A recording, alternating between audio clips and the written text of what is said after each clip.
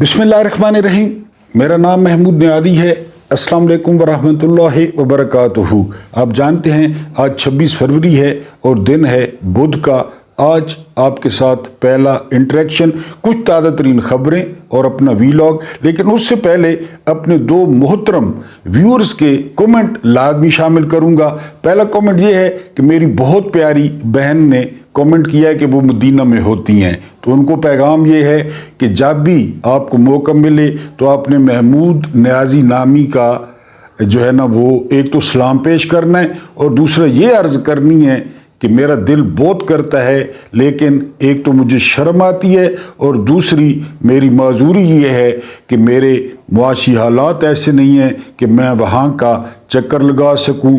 तो आपने लाजमी मेरी बहन मेरा सलाम वहाँ पे अर्ज़ करना है। दूसरा कमेंट है शुएब साहब हैं, आप पत्नी मुझसे बड़े हैं मुझसे छोटे हैं या मेरे जितने हैं, पर उनके कमेंट ने बड़ा मज़ा किया है। उनका कमेंट है फौजा मौजा। ये कमेंट जो है ना मुझे बड़ा पसंद आया है, तो मैंने कहा कि शामिल करूं। अब आते हैं अपनी खबरों पे। Crescent cotton mills Shahkot. अब मुझे ये नहीं पता ये शाहकोट कहाँ पे है, सीधी बात है। उनका नोटिस आज लगा है कि जी हमने सालों से आप लोगों के साथ तावन किया, आपने यहाँ पे काम किया और हमारा और आपका बड़ा ज़बरदस्त रिश्ता रहा, लेकिन अब हमारा माल बिक नहीं रहा, कॉटन मिल नहीं रही, लिहाजा 24 मार्च आप लोगों की जो नौकरी है उसका आखिरी दिन होगा और 24 मार्च के बाद आप लोग इस मिल से फारिग हैं। जिस तरह मैंने बताया क्रीसेंट कॉटन मिल्स शाहकोट, मुझे नहीं पता पाकिस्तान में शाहकोट कहाँ पे है, तो बहरहाल वो सारे मुलाजमीन फारिग हो गए हैं। अब आपको दिखाता हूँ कि ज़हनी मरीज कौन होता है और कमी कमोड़ा। ये आज का अखबार है, ये आज का अखबार, ये देखते जाएं। ये 60 पेजेस हैं। पहले कभी 60 पेजेस का पलंदा आपने ज़िंदगी में 60 पेजेस, ये इसके बाद ये आज का बता रहा हूँ, आज का, उसके बाद उसके बाद ये शाहकोट क्रीसेंट मिल्स, ये आज का है, आज का। घबराए नहीं, ये आज का है, आज का एक अखबार है। 60 जो है ना ये टोटल, मैं आपको नहीं दिखा रहा, टोटल 60 हैं। ये कभी कोई ज़हनी मरीज देखा हो, सारे मंसूबे बुज़दार वाले, सारे मंसूबे। ये आज का अखबार है। ये क्रीसेंट कॉटन मिल्स, और ये क्योंकि वज़ीर आज़म भी बनाना है, कल आपको बताया था। ये ठीक है जी, इसको कहते हैं ज़हनी मरीज और कमी कमोड़े। ये आज का है सिर्फ। ये अरबों खरबों रुपए अगर तिजोरी किसी पे खुली है तो मीडिया पे खुली है। एक तरफ ये, एक तरफ क्रीसेंट कॉटन मिल्स, और दूसरी तरफ जो दूसरी खबर आपको देनी है, मेरे रश के कमर तूने पहली नजर। इसका कितना पेमेंट हुआ है पता है आपको? राहत फतेह अली खान को इसकी पेमेंट हुई है 70 लाख रुपए। जी दुरुस्त सुन रहे हैं आप। और उसके बाद एक लिस्ट दी गई थी राहत फतेह अली खान को कि ये आपने गाना है, यानी गाने उसमें पहला नंबर था ये मेरे रश के कमर तूने पहली नजर। क्रीसेंट कॉटन मिल्स जिनको 24 मार्च की डेडलाइन मिली है, उनकी हालात, उनकी ज़हनी कैफियत, उनके बच्चे, उनकी बीवी, ये 60 पेजेस आपको दिखाएं। आप पूछते हैं ना कमी कमोड़े कौन होते हैं और ज़हनी मरीज कौन होते हैं, ये हैं वो कमी कमोड़े और ये हैं वो ज़हनी मरीज। आज आपको दिखा दिया। उससे अगली खबर जो है वो अगली खबर ये है कि हुकूमत मुआहदे पर अमल नहीं कर रही, लेकिन हुकूमत के साथ चलना मजबूरी है। ये फरमाया है आसिफ जरदारी अल मारूफ काले यरकान साहब ने। और मजबूरी हमको पता है, जरदारी साहब बाँ जितनी आपको चढ़ी हुई है, क्योंकि आपके हाथ में भी बुरश है, लोगों ने आपके मुंह पे भी थूका है, आपने सिंध में बदमाशी से सीटें ली हैं, धांधली से सीटें ली हैं, पंजाब में आपके साथ जो हशर हुआ है, तो हम समझते हैं आपकी मजबूरी। آپ کے پاس ایک ہی برش ہے اور آپ میں مقابلہ جاری ہے آپ میں اور نون لیگ میں کہ اچھے کون چمکاتا ہے۔ اس سے اگلی خبر یہ ہے، اور آپ کو بہت بہت مبارک ہو، 4 نئے وفاقی وزیر بن رہے ہیں میرا خیال ہے کل، اور مزے کی بات یہ ہے کہ چاروں بری طرح ہارے ہیں، یعنی راول پنڈی سے حنیف عباسی، اسلام آباد سے ڈاکٹر فضل چودھری، بلوچستان سے خالد مگسی اور کراچی سے مصطفیٰ کمال، یہ 4 وزیر بن رہے ہیں، لہذا تیار ہو جائیں، نئے ٹیکس بھی لگیں گے ان کو، نئی گاڑیاں، ان کا حلوہ مانڈا، ان کے روکڑے، وہ ظاہر ہے آپ کے اور میرے ذمہ ہیں۔ اس کے بعد جو اگلی خبر ہے وہ یہ کہ امین الدین خان یہ سربراہ ہے آئینی بینچ کے، اور انہوں نے چول کیا ماری ہے، یہ عمران خان کے وکیل عزیر بھنڈاری سے پوچھتے ہیں کہ وہاں تجھے اندر کاغذ ہی نہیں جا سکتا تو خط کس طرح لکھے جاتے ہیں۔ یہ آئینی بینچ کا سربراہ ہے، اس کو یہ نہیں پتا کہ عمران خان خط ڈکٹیٹ کراتے ہیں، پوائنٹ سے لکھاتے ہیں، اور وہ بھی وکیل بیچارے بازوؤں پہ سارے بازو کالے کر کے وکیل باہر آتے ہیں وہاں پوائنٹس لکھ کے، یہ پوچھ رہا ہے کہ خط کس طرح وہاں سے آتے ہیں، لیکن یہ آئینی بینچ کا سربراہ ہے۔ یہ اسٹیبلشمنٹ کو یہ سٹاف پسند ہے، سنمن بکمن امیون فہم لا یرجعون، اگر میں نے غلط پڑھ دیا ہو تو معذرت، یہ پسند ہے، یہ نہ سنتے ہیں نہ دیکھتے ہیں، بالکل جو نہ، یہ اسٹیبلشمنٹ کو یہ سٹاف پسند ہے۔ یہ آئینی بینچ کا سربراہ ہے، کہہ رہا ہے کہ خط کس طرح باہر آتے ہیں۔ اس کے بعد اگلی خبر یہ ہے کہ افغان مہاجرین کو 31 مارچ کی ڈیڈ لائن دی گئی ہے کہ وہ پاکستان چھوڑ دیں۔ یہ بھی چیلنج ہے ملک ریاض کی طرح کہ کوئی ترم خان ان کو نکال کر دکھائے، کیونکہ اقوام متحدہ سے ابھی بھی ڈالر آتے ہیں، پھر افغانی آپ جانتے ہیں، آپ اپنے علاقوں میں دیکھ لیں، ان کے کاروبار دیکھ لیں، ان کے پلادے دیکھ لیں، ان کے سارا کچھ، تو یہ بھی چیلنج ہے، یہ بھی کر کے دیکھ لیں، یہ نہیں ہوگا، سوال ہی پیدا نہیں ہوتا۔ اس کے بعد جو اگلی خبر ہے وہ یہ کہ راشد لطیف صاحب آج کل لگتا ہے کہ ان کا دل کر رہا ہے کہ یہ ان کا بھی لطر پولا کیا جائے، سابق کپتان ہے، بہت زبردست وکٹ کیپر تھے۔ پاکستان میں اگر کوئی وسیم باری کے بعد وکٹ کیپر آئے جو بیٹنگ بھی کر لیتے تھے وہ راشد لطیف صاحب تھے۔ انہوں نے کہا کہ کرکٹ بورڈ میں پیشہ ور جو ہے وہ لوگ چاہیے، یعنی پروفیشنلز چاہیے، تو راشد لطیف صاحب اگر یہاں پہ right man for the right job ہوتا تو ہمارا یہ حال ہوتا، کیونکہ وہاب ریاض کرکٹ بورڈ کو چلا رہا ہے۔ وہاب ریاض کا ایک پارٹنر ہے، اس کا نام ہے حسین چیمہ، وہ فٹ بال پہ پروگرام کرتا تھا۔ وہاب ریاض نے حسین چیمہ کو سلیکٹر لگوا دیا کرکٹ کا، بتائیں۔ اچھا، فہیم اشرف پہ سوال ہوا کہ فہیم اشرف کس طرح ٹیم میں آ گئے بیٹھے بٹھائے، تو یہ جو ہے نا وہ انکشاف ہوا ہے، رانا اقبال نے کیا ہے کہ یہ پھول نگر ہے لاہور میں، وہاں پہ اقبال احمد خان ہے، یہ سنگا اور مچھاں چٹیاں، وہ سپیکر بھی رہا اقبال احمد خان، اس کے ساتھ رشتہ داری ہے فہیم اشرف کی۔ اقبال خان نے جو ہے نا، محمد اقبال خان نے اپروچ کیا، پھر نواز شریف کے ساتھ تصویریں بنوائی گئیں، پھر وہ تصویریں وائرل کی گئیں، کرکٹ بورڈ پہ دباؤ ڈالا گیا، فہیم اشرف کو ٹیم میں لیا گیا۔ یہ ہو رہا ہے کیونکہ میں نے آپ کو بتایا پیسے لوگوں کے ہیں، انہوں نے سارا کام برباد کر کے نکل جانا ہے۔ یہ محسن نقوی کون ہے؟ محسن نقوی کا حلقہ کون سا ہے؟ یہ وہاب ریاض لگڑ کون ہے؟ یہ 9 بالوں والی مشین، جب کھیلتا تھا تو صرف 9 بالیں کرتا تھا۔ انہوں نے نکل جانا ہے، بربادی پاکستان کی ہونی ہے، پاکستان کے اداروں کی ہونی ہے۔ بہرحال یہ جو ہے نا وہ انکشاف ہوا ہے، اور راشد لطیف صاحب کہہ رہے ہیں کہ جی پروفیشنلز بھرتی کیے جائیں۔ راشد لطیف صاحب اگر پروفیشنل بھرتی کریں تو ملک ریاض کی رولز رائس پہ وہ جو پینٹا 5 ہیں ان پہ کون سیرنگ کرے گا؟ اپنے خاندان کو کون دبئی اور انگلینڈ لے جائے گا؟ بہرحال آپ بادشاہ ہیں، آپ جو ہے نا وہ کہتے رہتے ہیں۔ یہ کچھ جو ہے وہ خبریں تھیں۔ اب آتے ہیں اپنے ویلاگ پہ۔ آج آپ کے سامنے جس وجہ سے ہماری جو ہے نا یہ محترم پی ایچ ڈی ڈاکٹر عائشہ صدیقہ کو جلا وطن ہونا پڑا، کیونکہ انہوں نے کتاب لکھی تھی خاکی کمپنی، یہ کتاب نہیں ہے، یہ فوجی کاروبار کا بجٹ ہے، اور ایک ایک صفحہ آپ پڑھیں گے، کبھی آپ کان پکڑ لیں گے، کبھی آپ مرغے بن جائیں گے، کبھی آپ بال نوچ لیں گے، کبھی آپ اپنا منہ نوچ لیں گے۔ جو کچھ اس کتاب میں ہے، جو کچھ عائشہ صدیقہ نے لکھ دیا ہے، تو پھر اس کے بعد ان کی جلاوطنی بنتی تھی۔ جتنا آپ سوچتے ہیں نا، جتنا آپ تصور کرتے ہیں، آپ کے تصوروں سے بہت آگے یہ کاروبار اور پیسہ ہے۔ یہ خاکی کمپنی، یہ انگلش بک ہے ملٹری انک۔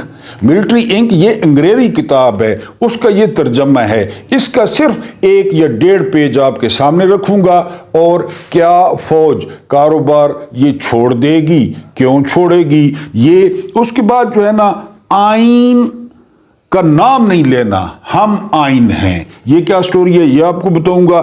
اس کے بعد دشمنا سن، بہت اچھا لیکن حیران کن رد عمل اس پہ آیا ہے۔ اور پھر آخر میں بات کریں گے DGISPR نے خطرناک جو ہے وہ پیغام دیا ہے، اور وہ پیغام یہ ہے کہ جی ڈیجیٹل دہشت گردوں پر زمین تنگ کی جائے گی۔ یہ ایک گانا ریلیز ہوا ہے دشمنا سن، تو اس میں فیس بک کا لوگو ہے، اس میں واٹس ایپ کا لوگو ہے، اس میں یوٹیوب کا لوگو ہے۔ پھر اس عمارت کو تباہ کیا جاتا ہے کہ ہم یہ جو سوشل میڈیا والے دہشت گرد ہیں، یہ جو ڈیجیٹل دہشت گرد ہیں، ان کو نہیں چھوڑیں گے، یہ فتنہ ہے اور ہم نے ان کو مارنا ہی مارنا ہے۔ کیونکہ آپ جانتے ہیں کہ یہ جو سوشل میڈیا ہے یہ سوال پوچھتا ہے اور جو ہے نا اس کا جواب نہیں ہوتا۔ اور یہ سوشل میڈیا بغیر کمپین کے، بغیر پوسٹروں کے، اور بغیر جو ہے نا وہ جلسے جلوسوں کے 8 فروری کو PTI کو جتوا دیتا ہے، اپنی مرضی سے ووٹ دیتا ہے۔ لہٰذا یہ جو ہے نا ڈیجیٹل دہشت گردوں کو وہ ٹھکانے لگانا ضروری ہے۔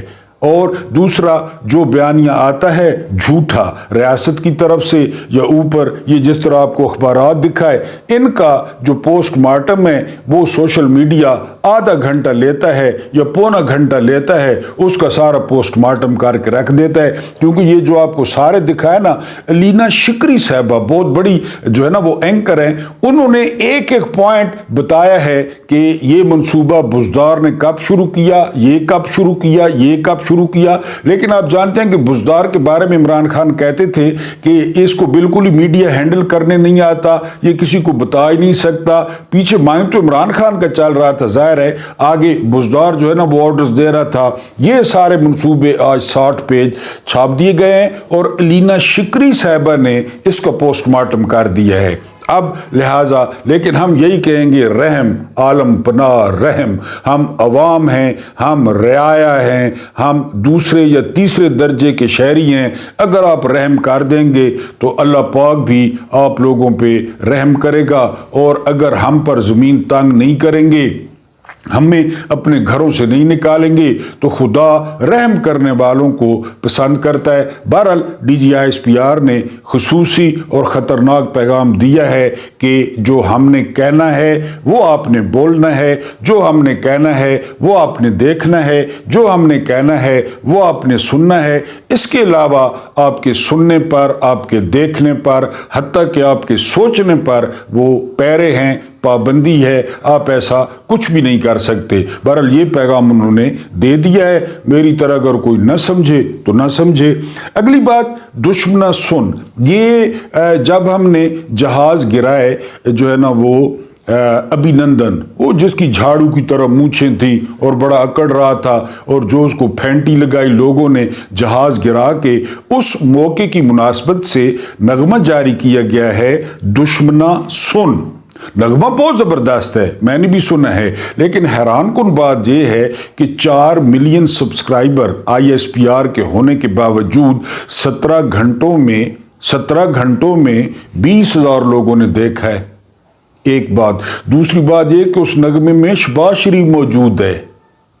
بتائیں، اس نغمے میں خواجہ آصف موجود ہے، جو اس وقت کہہ رہے تھے کہ آرمی چیف ہمارے پاس آئے تو ماتھے پہ پسینہ تھا اور ٹانگیں کانپ رہی تھیں۔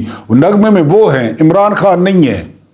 عمران خان وہ جس نے کہا تھا کہ پاکستان ریٹیلیٹ کرنے کا سوچے گا نہیں، پاکستان ریٹیلیٹ کرے گا، اور ریٹیلیٹ کیا۔ اور اس میں آصف غفور صاحب بھی نہیں ہیں جنہوں نے کہا تھا کہ وی ول سرپرائز یو، اب ہم آپ کو وقت بتائیں گے اور جگہ بتائیں گے، اور بالکل اسی طرح ہوا۔ اور اس کی روح یوں ہے کہ صبح 4 بجے وزیر اعظم سے رابطہ کیا گیا، صبح 4 بجے، اور حیران کن بات یہ تھی کہ وزیر اعظم عمران خان جاگ رہے تھے، وہاں پہ زوم میٹنگ ہوئی، عمران خان اور air chief marshal Mujahid Anwar Khan اور chairman joint chief of staff committee general Zubair Mahmood Hayat, ان تینوں کا موقف تھا کہ ہر حال میں جو ہے وہ ہمیں جواب دینا ہوگا۔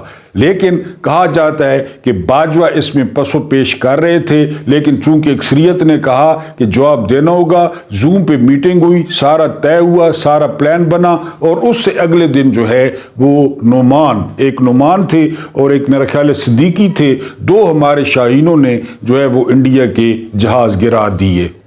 اس پہ یہ نغمہ، لیکن افسوس اس بات کا ہے کہ اس میں عمران خان نہیں ہے۔ ایک اور بات آپ کو بتاتے چلوں، عمران خان کے دور میں یہ ISPR کا ایک نغمہ جو ہے وہ ریلیز ہوا تھا، تو اس کے 260 ملین ویورز تھے، 260 ملین، یہ 26 کروڑ بنتے ہیں دیکھنے والے، 26 کروڑ۔ اب جو ہے نا وہ 17 گھنٹوں میں وہ 20,000 لوگوں نے دیکھا ہے، اور پھر جو لوگوں نے نیچے کومنٹس کیے ہیں عالمان حلفیظ، وہ میں آپ کو نہیں بتا سکتا۔ جو سب سے زیادہ کومنٹ کیا گیا ہے وہ صرف چونکہ پارلیمانی ہے، وہ میں آپ کو بتا دیتا ہوں، وہ کومنٹ کیا گیا ہے کہ گولی کیوں چلائی، یہ اس نغمے کے نیچے۔ لیکن میں آپ کو بار بار بتا رہا ہوں کہ اس میں خواجہ آصف اب آ گیا ہے، اس میں شہباز شریف آ گیا ہے۔ یہ لوگ اس وقت کس طرف کھڑے تھے میں نے آپ کو بتا دی ہے۔ اس میں عمران خان نہیں ہے، اس میں جنرل آصف غفور نہیں ہے، اور یہ دشمنا سن، نغمہ اچھا ہے، لیرکس اچھے ہیں، میوزک اچھا ہے، آواز اچھی ہے، لیکن یہ میں نے بتا دیا کہ اس میں جو لوگ شامل ہیں اس وقت وہ لوگ جو ہے پھر جس طرح عمران خان نے اسٹریٹجی اپنائی اور جو ہے وہ امریکہ کے کہنے پہ، یقین کریں امریکہ نے مداخلت کی اور ابھی نندن کو ان کے حوالے کیا گیا۔ یہ تو ابھی نندن بے شرم تھا، ادھر سے چانٹے کھا کے ادھر جا کے ایوارڈ لے لیا۔ بہرحال یہ سارا کچھ آپ کے سامنے ہوا، آپ کی آنکھوں کے سامنے ہوا، تو اس دن کی مناسبت سے نغمہ جاری کیا گیا ہے۔ نغمہ آپ سن سکتے ہیں، نیچے ویورز بھی دیکھ سکتے ہیں لوگوں نے۔ اب یہ ایک لٹمس ٹیسٹ ہے، یہاں سے اگر کوئی سمجھنے والا ہو کہ 17 گھنٹوں میں 20,000 لوگوں نے جو ہے وہ دیکھا ہے تو سمجھ جانا چاہیے، لیکن ٹھیک ہے وہ بڑے ہیں، وہ نہیں سمجھتے تو نہ سمجھے۔ آج اسلام آباد میں ایک کانفرنس ہوئی ہے، یعنی تقریباً تمام اپوزیشن جو ہے وہ اس میں شامل تھی، اور آئین کا دفاع یا آئین پہ چلنا یا آئین کا احترام کرنا، یہ اس کا جو ہے وہ نعرہ تھا۔ مزے کی بات کیا ہے؟ مزے کی بات یہ ہے کہ پہلے وہ ایک ہال میں گئے، ہال والوں نے کہا بکنگ ہو گئی، بعد میں فون کیا کہ ہم پہ دباؤ ہے، ہم آپ کا یہ جو اجلاس ہے یہ نہیں کر سکتے۔ پھر دوسرے ہال میں گئے، نہیں جی، تیسرے ہال میں گئے، نہیں جی۔ پھر محمود خان اچکزئی نے اعلان کیا کہ اگر یہی حال جاری رہا تو ہم پھر روڈ پہ کریں گے، ہم روڈ پہ بیٹھیں گے اور روڈ پہ اپنی کانفرنس کریں گے، کیونکہ بتایا جا رہا ہے کہ اس کانفرنس میں جو ہے کل مارنگ بلوچ بھی شرکت کر سکتی ہیں، منظور پشتین بھی شرکت کر سکتا ہے، لہذا اس لیے وہ مارکی یا کوئی ہال نہیں دیا جا رہا تھا۔ بہرحال پھر ان کو ہال دیا گیا، کیونکہ آئین کا جو لفظ ہے نا، پھر جب آئین آتا ہے نا، آئین اگر آئین آ گیا تو پھر جو ہے نا ایوب خان جو ہے نا وہ ایوب خان کا جرم پھانسی بنتا ہے، آئین توڑنا، یایا کا پھانسی بنتا ہے، جو ہے نا وہ ضیاء کا پھانسی بنتا ہے، مشرف کا پھانسی بنتا ہے۔ بے شک باقیات نکال کے قبر میں سے پھانسی دینی پڑے، قومیں تو پھر اس طرح کرتی ہیں۔ اگر آئین پہ چلنا ہے، آئین پہ چلنا ہے تو جو کچھ ہو رہا ہے پی کا عدالت کے ساتھ 26ویں ترمیم، وہ چپڑاسی چیف جسٹس، اگر آئین سے جو ہے نا وہ خار ہے، آئین سے ساڑ ہے، آئین سے الرجی ہے، کیونکہ ہم خود آئین ہیں، آئین تو ہم خود ہیں، جو ہم کہتے ہیں وہ آئین ہے، یعنی فوراً ہم جو کہتے ہیں نا کھڑے ہو کے وہ فوراً آئین بن جاتا ہے، کلچ کلچ کر کے آئین بنے نا ہے جو ہم کہتے ہیں۔ یعنی مجھے یہ جو ہے نا وہ شک ہے یا مجھے یہ خطرہ ہے کہ میرے رشک کمر آئین میں نہ آ جائے کہ یہ آئین ہے، میرے رشک کمر ہی آئین ہے، میرے کو تو اس نہ ڈر ہے، یقین کرو کہ وہی آئین ہے، کیونکہ ہم جو بولتے ہیں وہ آئین ہے، اس کے علاوہ کون سا آئین، کیسا آئین، وہ ہمیں نہیں پتہ۔ بہرحال یہ کانفرنس ہو رہی ہے، سنا ہے کہ زبردست کانفرنس، اس میں صحافی ہیں، اس میں سیاستدان ہیں، اس میں وکلا ہیں، اس میں کئی ریٹائرڈ ججز ہیں، کئی ریٹائرڈ فوجی ہیں۔ آج بھی یہ جاری رہے گی اور اس نے کل بھی ہونا ہے، اور امید کی جا رہی ہے کہ اس میں مارنگ بلوچ، منظور پشتین، مولانا فضل الرحمان، یہ سارے لوگ جو ہے وہ آئیں گے اور تقریر کریں گے۔ بہت اچھا ہے پاکستان کے لیے اور خاص کر آئین کے لیے۔ جتنے بھی لوگ ہوں، آپس کے اختلافات اپنی جگہ، مثلا مولانا فضل الرحمان اور عمران خان کے اختلاف ہیں تو ہوتے رہیں، اختلافات ہوتے ہیں، لیکن آئین پر اگر یہ جد و جہد ہوتی ہے، اگر یہ لوگ آئین کو بچانے میں کامیاب ہو جاتے ہیں، اگر یہ آئین پہ کوئی اتحاد بناتے ہیں تو بہت زبردست ہے۔ پہلے بھی یہ اتحاد بنتے رہے ہیں کہ آئین کو بچایا جائے اور آئین پر جو ہے وہ عمل درآمد کرایا جائے۔ بہرحال اب ہم آتے ہیں کہ کیا فوج کبھی اقتدار چھوڑے گی یا نہیں۔ یہ کتاب جو ہے نا عام کتابوں کی طرح نہیں ہے، جس طرح عام کتاب ہوتی ہے اس پہ آپ کو جو ہے نا تھوڑی توجہ دینے کی ضرورت ہوگی۔ تھوڑی آپ توجہ دیں گے تو آپ کو فکروں کی کاٹ اور آپ کو فکروں کی جو ہے وہ تب سمجھ آئے گی۔ یہ جو ہے نا وہ ٹاپک ہے، ٹاپک یہ ہے کیا فوج کبھی اقتدار چھوڑے گی یا نہیں۔ یہ ڈاکٹر عائشہ صدیقہ نے کتاب میں سوال کیا ہے۔ پاکستان کی مسلح افواج یا کوئی بھی ایسی فوج جس کے بڑے معاشی مفادات ہوں، معاشی مفادات، وہ کیوں کسی سیاسی طبقے کو اقتدار منتقل کرے گی؟ گالی مک گئی۔ اتنے بڑے معاشی جو ہے نا مفادات ہوں، اتنی بڑی امپائر ہو معاشی، تو کیوں کسی سیاستدان کے وہ حوالے کریں گے؟ یہ پہلی بات۔ پاکستان ان ریاستوں کو نمائندہ ہے جہاں سیاسی طور پر بالادست افواج ریاست اور سماج پر اقتدار حاصل کر لیتی ہیں۔ ریاست پر بھی اور سماج پر بھی، معاشرے پر بھی اقتدار ہے۔ کس کا اقتدار ہے؟ آپ کے سامنے ہے جی۔ ایسا کرنے کے لیے افواج معاشرے، ریاست اور معیشت میں سرایت کر جاتی ہیں، سرایت گھس جاتی ہیں۔ دفاعی اداروں کی مالیاتی خود مختاری، معاشی نفوذ اور سیاسی طاقت نہ صرف باہمی طور پر جڑے ہیں بلکہ ایک شیطانی چکر کا حصہ ہیں۔ یعنی آپ معاشی طور پہ مضبوط ہوں گے تو سیاسی طور پہ مضبوط ہوں گے، سمپل سی بات۔ یہ شیطانی چکر ہے۔ جتنے آپ معاشی طور پہ تگڑے ہوں گے نا، جتنے، جس طرح ملک ہوتے ہیں، جو ملک معاشی طور پہ تگڑا ہے وہ تگڑا ہے، ویسے بھی تو یہ جتنا معاشی طور پہ فوج تگڑی ہوگی نا، اتنا ان کا جو اثر و رسوخ ہے وہ زیادہ ہوگا، سمپل سی بات ہے جی۔ آج پاکستانی فوج کی اندرونی معیشت اتنی پھیلی ہوئی ہے کہ اس نے مسلح افواج کو ایک غالب معاشی فریق بنا دیا ہے۔ غالب پہلے نمبر پہ اتنی پھیل گئی ہے معیشت فوج کی کہ وہ غالب ہے، وہ ہر چیز پہ حاوی ہے جی۔ فوجی کاروبار کے سب سے نمایاں اور جانے پہچانے ادارے 4 ہیں، یہ آپ نے ذہن میں رکھنا ہے۔ نمبر 1 فوجی foundation, number 2 army welfare trust, number 2 شاہین فاؤنڈیشن اور نمبر 4 بحریہ فاؤنڈیشن۔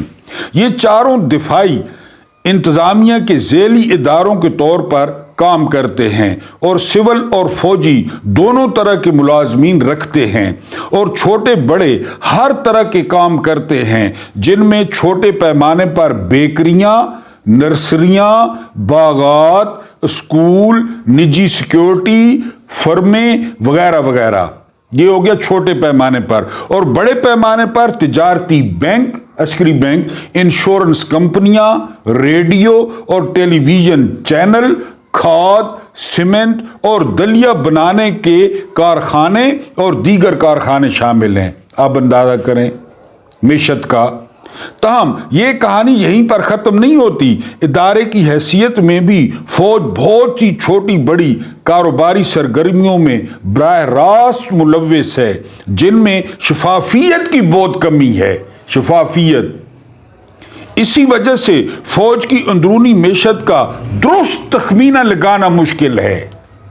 شفافیت کی کیوں کمی ہے؟ تخمینہ نہ لگ جائے کہ کتنا ہے کاروبار، کسی کو داخلی نہیں ہونے دیتے۔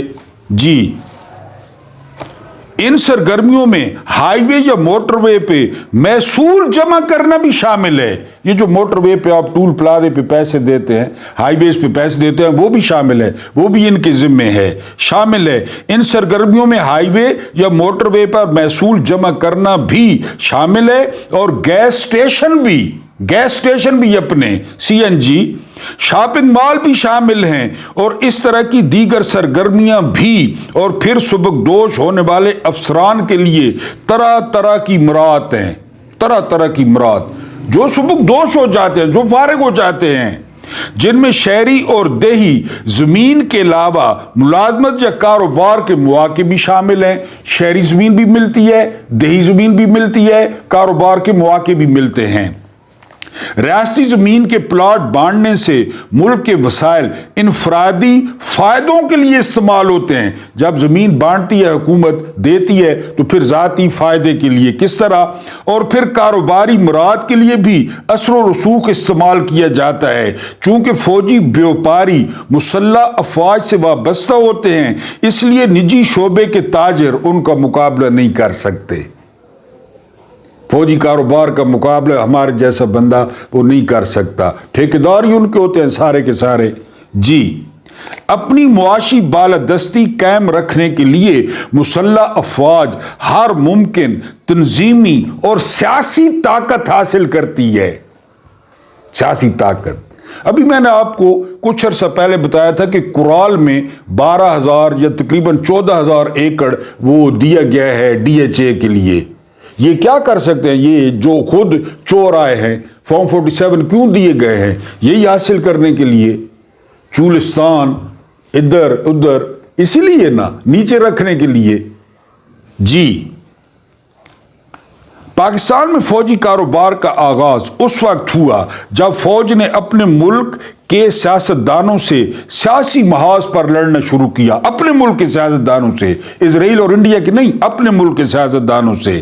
فوجیوں کو زمین کے پلاٹ دینے کی روایت تو انگریزوں کے زمانے سے چلی آ رہی تھی، لیکن 1954 کے بعد فوج کی اندرونی معیشت کا ارتقا بے مثال تھا۔ 54 ایوب خان آ گئے۔ فوج کے جن مقامی افسران نے 1951 کے آس پاس مسلح افواج کی تینوں شاخوں کی قیادت سنبھالی، انہوں نے مالیاتی خود مختاری اور فیصلہ سازی میں اثر بڑھا کر اپنی سیاسی طاقت کو مستحکم کیا۔ 1954 کے بعد جو بھی سربراہ تھے نا فوج کے، انہوں نے کہا کہ اپنے آپ کو مضبوط کرو، اپنے آپ کو طاقتور کرو۔ جی، مضبوط کیا۔ اس کے بعد کاروباری سرگرمیوں کے ذریعے فوجی افسران انفرادی طور پر بھی خوشحال ہوئے، اور انہیں مراد فراہم کرنے کا پورا نظام بھی وجود میں آیا۔ اس طرح قومی وسائل کا منظم طور پر استحصال شروع ہوا، اور مسلح افواج کی اجتماعی معاشی و مالیاتی طاقت بڑھتی گئی۔ اس مقصد کے حصول کے لیے ایسے کاروبار شروع کیے گئے جن کا انتظام فوج کے پاس تھا۔ ایسے کاروبار، جی، پاکستان اور بھارت میں جونیئر افسروں کو جلد ترقیاں ملنے سے فوجی اداروں کی مجموعی استطاعت پر بھی اثر پڑا۔ پاکستان میں تو یہ ستم بھی ہوا کہ فوج پر کوئی سیاسی کنٹرول نہیں رہا۔ کوئی، کدھر ہے سیاسی کنٹرول؟ یہ سیاسی کنٹرول ہے، یہ وزیر دفاع کے تحت ہیں۔ جی، جس کے باعث خود فوج کے اعلیٰ افسران میں سیاسی آرزوئیں پروان چڑھنے لگی۔ سیاسی آرزوئیں کہ ہم بھی سیاست میں۔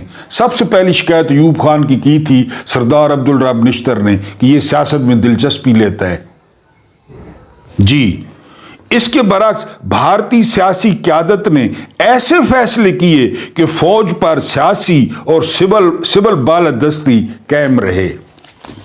سمجھ گئے کہ بھارت نے ایسے اقدامات کیے کہ سول بالادستی قائم رہے، سول بالادستی، فوج کی نہیں، لیکن یہاں سے یہ بہرحال میں نے آپ کو صرف 1.5 پیج جو ہے وہ سنایا ہے۔ یہ کتاب انشاءاللہ اس کا سلسلہ جاری رکھیں گے۔ اللہ پاک آپ کو آسانیاں عطا فرمائے، آسانیاں بانٹنے کی توفیق عطا فرمائے۔ میرا رب کریم آپ کے اور میرے مرحومین کی مغفرت فرمائے، ان کے ساتھ عدل کا نہیں رحم کا اور احسان کا معاملہ فرمائے۔ مجھے برداشت کرنے کا بہت بہت شکریہ۔